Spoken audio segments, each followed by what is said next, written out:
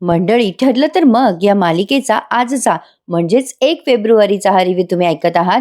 प्रेक्षकांनो, आजचा एपिसोड जरा इमोशनल आहे बरं का. जरा नाही, बराच इमोशनल आहे. पण आता येणाऱ्या उद्यापासून उद्याच्या भागामध्ये तुम्हाला असं दिसणार आहे की आता मात्र रविराज या सगळ्या गोष्टीच्या मुळाशी जाणार आहे. त्यामुळे सायली खरी तन्वी आहे हे सत्य हळूहळू उजागर होणार आहे. बघत रहा आजचा संपूर्ण भाग ठरलं तर मगचा. सुरुवातीला आपण बघतोय की रविराज इमोशनल झालेले असतात. अर्जुनला म्हणत असतात, का केलं असेल रे नागराजने? अर्जुन म्हणतो, सिनियर, त्याला तुझ्या प्रॉपर्टीची हाव होती ना रे, म्हणूनच असं त्याने केलं असावं. रविराज खूप दुःखी झालेले असतात. रविराज म्हणतात, अर्जुन, शेवटी नात्यापेक्षा पैसाच महत्वाचा ठरला रे. काय पाप केलं होतं मी? काय गेल्या जन्मी पाप केलं होतं रे मी, म्हणून मला नागराजसारखा भाऊ मिळाला? सायली, अर्जुन, अरे तुम्ही दोघे त्याच्या विरोधात पुरावे गोळा करत होतात ना, मग तुम्ही मला का नाही सांगितलं रे पोरांनो? एकदा तरी तुम्हाला वाटलं नाही का रे मला सांगावं? अर्जुन म्हणतो, सिनियर, तुला सांगितलं असतं आम्ही तर तुला तुझा राग कंट्रोल करता आला असता का? रविराज म्हणतात, हो अर्जुन, बरोबर आहे रे तुझं. मी लगेच पोलिसांना फोन केला असता. अर्जुन म्हणतो, त्याचा उपयोग झाला नसता मग सिनियर. त्यावेळेला आपल्या हातात आजच्यासारखे पुरावे नव्हते सिनियर. आता अर्जुनला मध्येच प्रतापरावांचा फोन आलाय. तो रिसीव्ह करतो अर्जुन फोन. प्रतापराव म्हणत असतात, अर्जुन, सायली, अरे केव्हा येत आहे तुम्ही? कल्पना म्हणत होती की तुम्ही महत्वाच्या कामासाठी बाहेर गेलायत. अर्जुन म्हणतो, हो डॅड, आम्ही सिनियरच्या घरी आलोय. प्रतापराव म्हणतात, अच्छा, रविराजकडेच का? हरकत नाहीये. पण काय रे अर्जुन, सुमन बरी आहे ना? अर्जुन म्हणतो, हो डॅड, सुमन काकू बरी आहे. डॅड, मी घरी येऊन बोलू तुमच्याशी? प्रतापराव म्हणतात, हो बेटा, ये लवकर घरी. आता अर्जुन फोन ठेवून देतो. मग सायली येते अर्जुनच्या जवळ. अर्जुन जरा बाजूला येऊन बोलतोय बरं का फोनवर. आता प्रतापरावांनी सांगितलंय कल्पना त्यांना, काळजी नको करू, पोरं व्यवस्थित आहेत. सायली आता हळूच सांगते अर्जुनला, अहो, इथे जे काही घडलंय ते तुम्ही सांगितलं नाही ना घरी? अर्जुन म्हणतो, काय सांगायचं सायली, अगं त्यांना सिनियर सारखं टेन्शन नसतं आलं का? आपण घरी जाऊन बोलू घरच्यांशी. सायली म्हणते, अहो मी काय म्हणते, आपण तिघांना घरी नेऊयात का आपल्या? सगळे सोबत असले तर थोडं दुःख हलकं होईल ना? अर्जुन म्हणतो, बरोबर आहे तुझं सायली, इथे एकटे राहिले तर तोच तोच विचार करून त्रास करून घेतील. त्यापेक्षा आपल्या सोबत राहिलेले बरे. सिनियर कदाचित मला नाही म्हणेल ग, पण तो तुला नाही म्हणणार नाही. तूच म्हण सिनियरला, जा. सायली म्हणते, आता सायली रविराजांना म्हणते की काका, काका, आज रात्री तुम्ही सगळे आमच्या घरी चला ना राहायला. मला माहितीये आज जे काही घडलंय त्या धक्क्यातून सावरणं तुम्हाला खूप कठीण आहे काका, पण आमच्याही घरी कळलं तर सगळ्यांना धक्का बसेल. निदान आपण एकत्र असलो तर एकमेकांचा आधार वाटेल ना आपल्याला.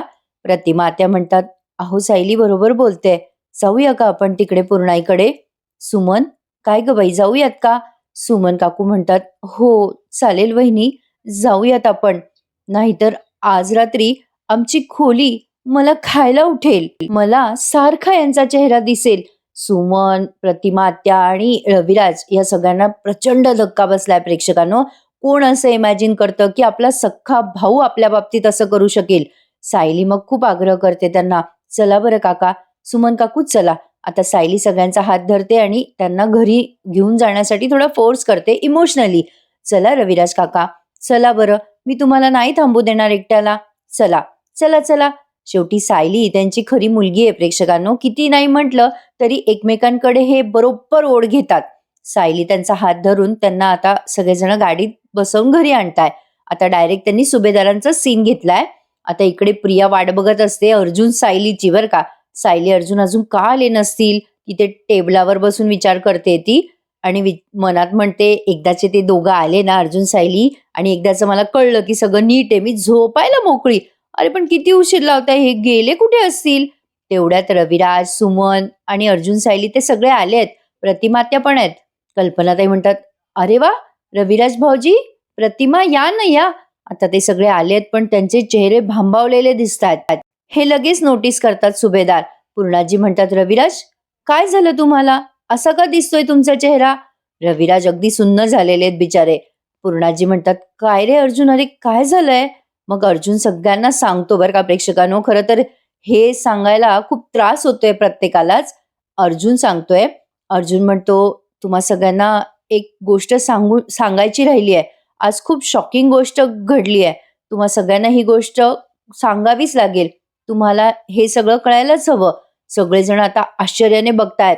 प्रतापराव म्हणतात, "काय रे बाबा अर्जुन, अरे नेमकं झालं काय?" प्रिया बघा कशी ऐकते कानठाऊ करून. आता हळूच सांगतो अर्जुन, "आपण 22 वर्षापूर्वी घडलेल्या अपघाताचा मास्टरमाइंड शोधत होतो ना, तो सापडलाय." मग प्रतापराव विचारतात, "कोण आहे तो मास्टरमाइंड?" कल्पनाताई पण विचारतात. प्रतापराव आश्चर्याने विचारतात, "काय सापडला? अरे कोण आहे कोण तो?" त्यावर आता रविराज उत्तर देतात, "नागराज किल्लेदार." हे उत्तर ऐकल्यावर आता सगळेच्या सगळे उठून उभे राहिलेत, प्रिया सकट. प्रिया आश्चर्याने पाहतीये. बाप रे! प्रतापराव म्हणतात, "काय रविराज? अरे काय बोलतोयस?" रविराज म्हणतात, "हो, हो पूर्णाई. आजचा दिवस आजचा दिवस माझ्या आयुष्यातला सगळ्यात वाईट दिवस आहे. जे सत्य मी इतके दिवस शोधत होतो ते सत्य माझ्या समोर आलं. माझा सख्खा भाऊ माझ्या कुटुंबाच्या जीवावर उठला होता." अर्जुन पुढे बोलतो, "आत्ताच इन्स्पेक्टर सावंतांनी अटक केली आहे नागराज काकाला. झालेला प्रकार पुन्हा अर्जुन सांगताना दाखवलाय, पण आता ते सगळं म्यूट दाखवलंय नेहमीप्रमाणे. कसं नागराज काकाला अटक झाली हे सगळं अर्जुनने सांगितलंय आता सुभेदारांना. ऑब्विसली प्रिया तिथेच उभी आहे. प्रियाने पण हे सगळं ऐकलंय बरं का. आता मात्र प्रियाच्या पायाखालची जमीन सरकली आहे. तिला आत्ताच रिअलाइज झालंय बरं का प्रेक्षकांनो. आता हे मैपत पर्यंत पोहोचले, नागराज पर्यंत पोहोचले. मग आता माझं सत्य उघड व्हायला कितीसा वेळ लागणार आहे?" आता प्रतापराव म्हणतात, "बापरे, हे सगळं आपल्या नागराजने केलं?" प्रतिमा त्या म्हणतात, "आपण समजत होतो त्यांना आपलं, पण ते नव्हते समजत आपल्याला आपलं." कल्पनाताई म्हणतात, "बापरे, माझा तर विश्वासच बसत नाहीये, हे काय ऐकतोय आम्ही." पूर्णाजी म्हणतात, "अर्जुनचा तो वाढदिवस माझ्या डोळ्यासमोरून अजून जात नाहीये. त्यावेळेला मी रविराज आणि प्रतिमाला सांगत होते की रात्रीच्या वेळेला घरी जाऊ नका, जाऊ नका, थांबा इथेच. मनापासून वाटत होतं त्या दिवशी की तुम्ही इथे थांबावं. आणि त्यावेळेला नागराज अशी कट कारस्थानं करत होता. एवढ्या वर्षापासून आपल्या डोळ्यात धूळ फेकत होता नागराज."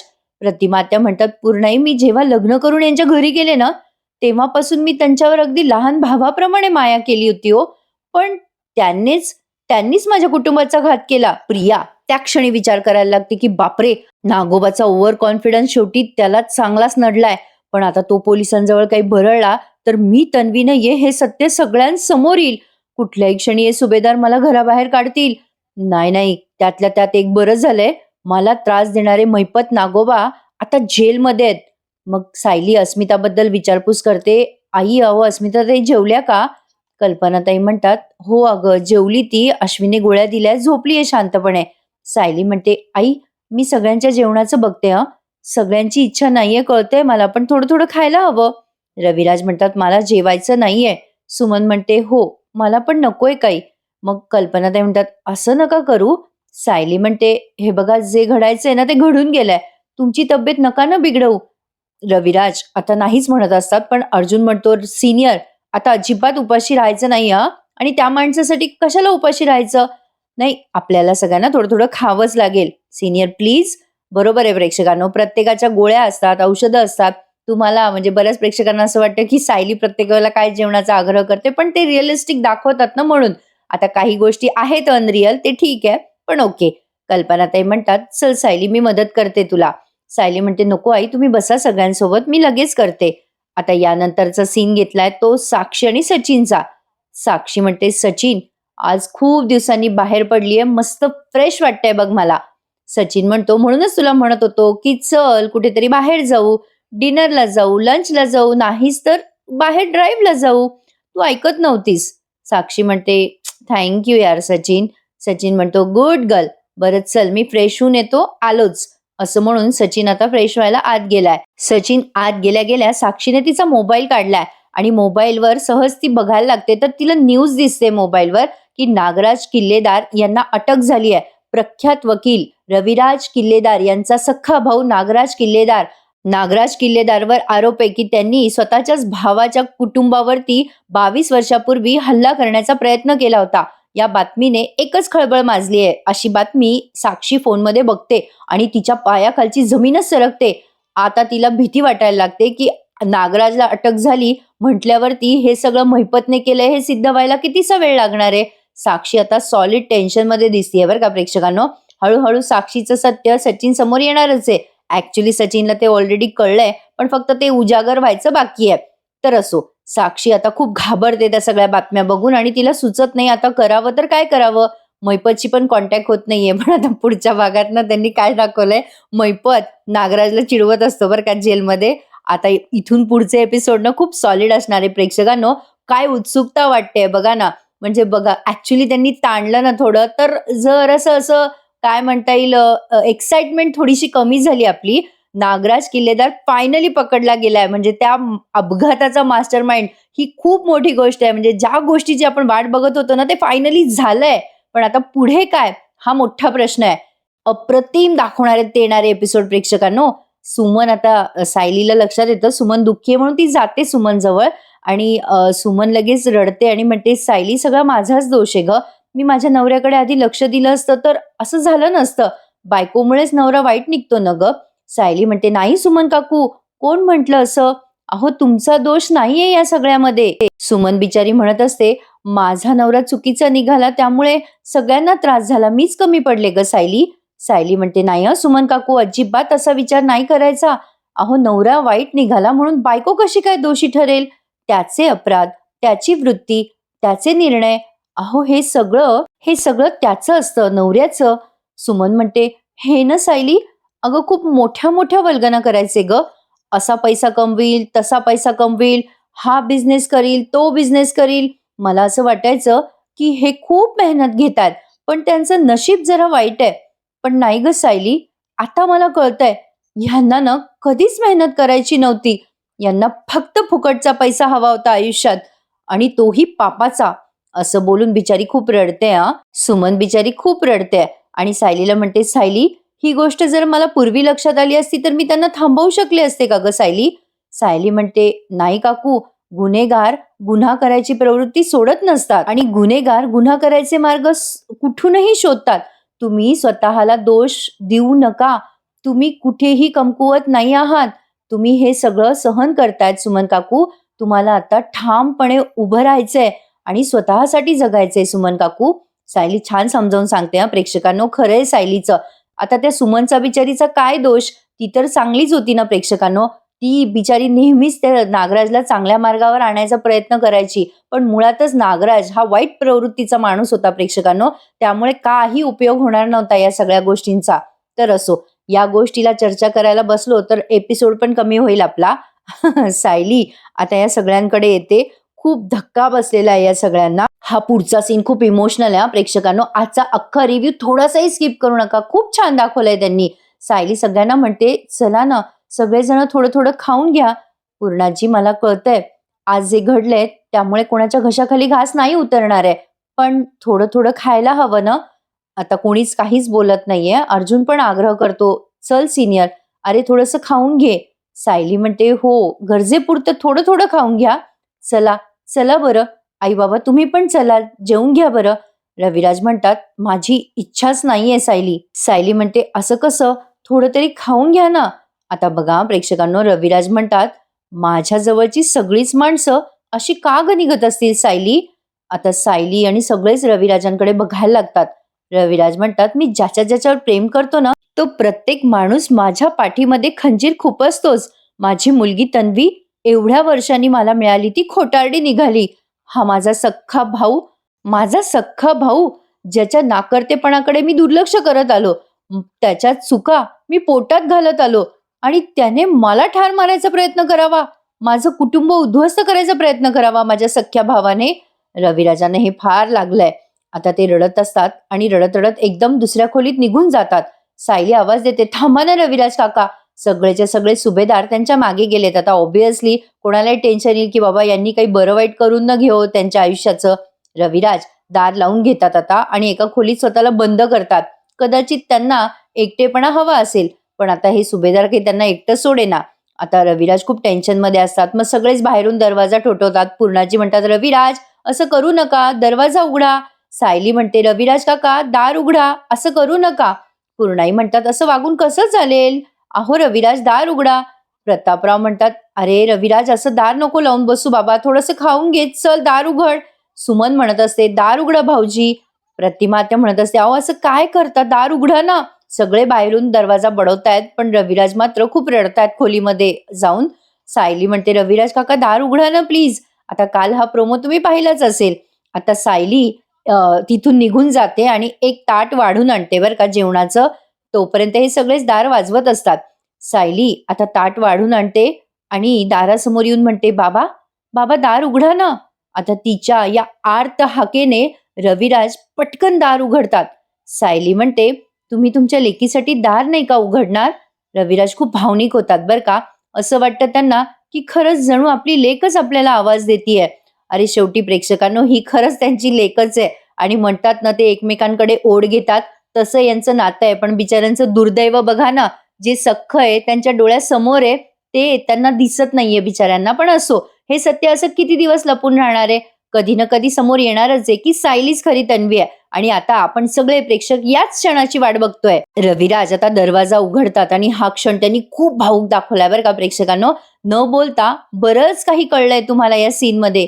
रविराज आता दरवाजा उघडतात, मग सगळे सुभेदार सायली म्हणजे आधी सायली आत जाते आणि मग सुभेदार सुद्धा सायलीच्या मागे मागे खोलीत जातात. सायली रविराजांच्या जवळ जाते, तिने जेवणाचं ताट वाढून आणलंय. रविराजांना ती म्हणते, सायली प्रेमाने म्हणते रविराजांना, बाबा, तुमची सगळीच माणसं तुमच्या पाठीत खंजीर नाही हो खूपसत. तुमची ही मुलगी तुमची साथ कधीच सोडणार नाहीये, तुमच्यावर कायम प्रेम करत राहील. बाबा, आता तरी जेवून घ्या ना.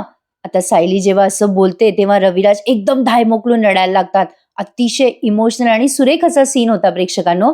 सायली त्यांचे डोळे पुसते आणि त्यांना एक घास असा खाऊ घालायला लागते. रविराज आता लहानपणीचं सगळं आठवतात बरं का प्रेक्षकांनो. लहानपणी तन्वी म्हणजेच ही सायली त्यांना अशीच जेवू घालायची. सायली आता एक एक घास खाऊ घालते रविराजांना आणि म्हणते, बाबा, हा घास पूर्णाईचा. रविराजांना आता तो सगळा सीन आठवलाय लहानपणचा. सायली अशीच जेवू घालायची की हा घास आईचा. पोरीना प्रेक्षकांनो लागवीच असतात ना, खूप माया लावतात आई वडिलांना. सायली आणि रविराजांचा हा बॉन्ड बघून सगळ्यांच्या डोळ्यात अश्रू आलेत आणि मला माहितीये तुमच्याही डोळ्यात अश्रू आलेत ना. खूपच सुंदर दाखवलाय त्यांनी हा सीन. काय आहे ना, अतिशय सुरेख आणि स्टेप बाय स्टेप दाखवतात ही मालिका.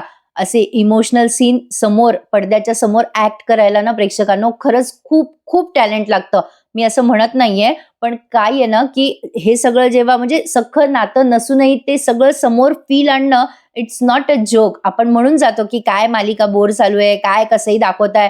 पण हे सगळं सोपं नाहीये प्रेक्षकांनो. हे सगळं प्रचंड अवघड असतं आपल्या समोर प्रेझेंट करणं. सायली रविराजांना आता एक एक घास खाऊ घालत म्हणत असते, हा घास प्रतिमात्याचा. आणि रविराजांच्या समोर जणू छोटी तन्वीच उभी राहिली आहे असं त्यांना वाटतंय. रविराज आता लहानपणीची तन्वी आठवताय. सायली एक एक घास खाऊ घालते. सायली म्हणते, हा घास तुमच्या ज्युनियरचा, हा घास माझा. असं म्हणून सायली आनंदाने तो शेवटचा घास खाऊ घालते रविराजांना. आणि रविराजांना ती छोटी तन्वी सारखी आठवतीये. रविराज छोट्याशा तन्वीचे किती लाड करायचे. रविराजांना त्यांचे अश्रू थांबवत नाहीयेत प्रेक्षकांनो. पण सायलीसाठी ते आता 2 घास खातात आणि खूपच सुरेख. मला शब्द सुचत नाहीयेत. तुम्ही आजचा हा भाग टीव्हीवर बघायला मिस करू नका. रविराजांना जणू असं वाटतंय की त्यांची छोटीशी तन्वीच त्यांच्या समोर उभी आहे आणि तीच त्यांचे लाड करून त्यांना असं जेवू घालतीये. आणि मग सगळा आनंदी आनंद. आता कसं असतं प्रेक्षकांनो, ह्या अशा वाईट लोकांसाठी कोण कितीसं दुःख करणार आहे. 2 दिवस खूप झाले. नागराजसाठी रविराजांनी दुःख केलंय, पण आता येणारे खरी मजा. तर त्यांनी सायली आणि रविराजांच्या या इमोशनल बॉन्डवर हा आजचा एपिसोड इथे संपवलाय. रविराजांना लहान्या तन्वीची आठवण आली आहे आणि लहान्या तन्वीचे ते कसे लाड करायचे आणि कसे तिला जवळ घ्यायचे, कशी ती त्यांना लाड करायची, जीव लावायची, हे सगळं रविराजांना आठवलंय. सायली त्यांना जेव्हा घास भरवत असते तेव्हा. सायली आता रविराजांकडे बघून गोड स्माइल देते आणि ते सुद्धा तिच्याकडे बघून. तर आजचा एपिसोड संपलाय. उद्याचा नवीन दिवस घेऊन येणारे नागराजच्या सगळ्या पापांचा धडा आता हे रविराज वाचणार आहेत. रविराज आता सगळ्या केसचा डिटेल विचार करत असतात. अर्जुन म्हणतो, सिनियर तू काय करतोयस, ही फाईल का घेतलीस? रविराज म्हणतात अर्जुनला, आता एक एक गोष्ट व्यवस्थित क्रॉस चेक करणार आहे मी अर्जुन आणि प्रत्येक लूपहोल्सचा नव्याने अर्थ लावणार आहे. आता इकडे मोहिपत चिडवत असतो नागराजला, काय नागराज शेठ, तुमची बायको तुम्हाला सांभाळता नाही आली. नागराज मोहिपतकडे रागाने बघत असतो. अर्जुन आता सांगतो रविराजांना की सिनियर आता FIR वगैरे सगळं चार्जशीट दाखल झालेत, त्यामुळे आता नागराज काकाला कोर्टात शिक्षा होणारच आहे. पण प्रेक्षकांनो, आता प्रोमो त्यांनी आधीच रिलीज केला त्यामुळे आपल्याला परिणाम कळलेत. नागराज पुराव्या अभावी सुटून जातोय आता कोर्टातून, पण तरी सुद्धा अर्जुनने या नागराजला पुन्हा जेलमध्ये टाकलंय सुमनला मारहाण केल्याप्रकरणी. इंटरेस्टिंग असणार आहे स्टोरी, स्टेप बाय स्टेप बघायला मजा येणार आहे. चला तर मग उद्या भेटूयात पुन्हा एकदा. आजचा एपिसोड मस्त होता की नाही? लाईक करायला विसरू नका. आणि हो प्रेक्षकांनो, आजचा तो लग्नानंतरचा रिव्ह्यू पण कसला दाखवलाय माहितीये, अमेझिंग दाखवलाय तो सुद्धा एपिसोड. मला ना या 2 मालिका खूप आवडतात म्हणून मी आवर्जून या मालिकांचा रिव्ह्यू देते. तर पुढचा सिरियलचा रिव्ह्यू नक्की ऐका आपल्या दुसऱ्या चॅनलवर. आणि आजचं ठरलं तर मग या मालिकेचा रिव्ह्यू पण मस्त एन्जॉय करा टीव्हीवरती. आणि प्रेक्षकांनो, नेहमीप्रमाणे चॅनलला प्लीज सबस्क्राईब करायला विसरू नका. उद्या भेटूयात पुन्हा एकदा ठरलं तर मग या मालिकेच्या इंटरेस्टिंग रिव्ह्यू सहित. तोपर्यंत काळजी घ्या स्वतःची. Happy Sunday to all of you प्रेक्षकांनो. धन्यवाद.